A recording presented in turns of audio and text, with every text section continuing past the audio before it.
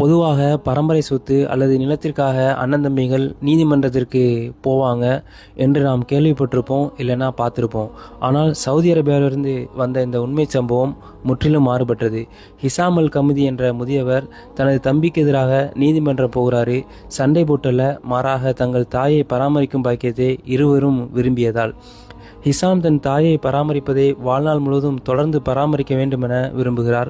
ஆனால் ஹிசாமுடைய சகோதரர் சொல்கிறாரு, அவருக்கு வயதாகிவிட்டது, அவருக்கு இப்போது ஓய்வு தேவை, அதனால் தாயை நான் பார்த்து கொள்கிறேன் அப்படின்னு சொல்கிறாரு. அதற்கு ஹிசாம் அவர் உடன்படவில்லை. ரெண்டு பேருமே தங்கள் தாய்க்கு சேவை செய்யும் வாய்ப்பு கேட்டு மன்றாடுறாங்க. நீதிமன்றம் அங்கே உணர்வு ரீதியாக மாறுகிறது. நீதிபதி தாயை வர சொல்லி கேட்குறாரு, எந்த மகன் கிட்ட போக விரும்புகிறீங்க, அதை இங்கே தெளிவுபடுத்தவும் என்று. ஆனால் அந்த தாய் என்னால் அப்படி முடிவெடுக்க முடியாது என்று சொல்கிறாள். இரண்டு மகனுமே அந்த தாயுடைய இரண்டு கண்களை போன்றவர்கள். எப்படி அந்த தாயால் முடிவெடுக்க முடியும்?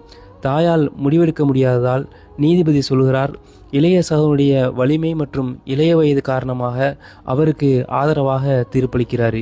அந்த முடிவு அறிவிக்கப்பட்ட போது ஹிசாம் அவர்கள் கண்ணீர் விட்டு அழுகிறாரு. அவர் கோபத்தால் அளவில்லை, தனது தாயின் இறுதி காலத்தில் தொடர்ந்து பராமரிக்கக்கூடிய வாய்ப்பை இழந்துவிட்டேனே என்பதை உணர்ந்ததால். இஸ்லாம் தன்னுடைய தாயை பராமரிப்பதன் மூலமாகவும் நீங்கள் சொர்க்கம் செல்ல முடியும் என்று வலியுறுத்துகிறது. அதை உணர்ந்த இவர் அதை நினைத்து ரொம்பவும் கவலைப்படுகிறார்.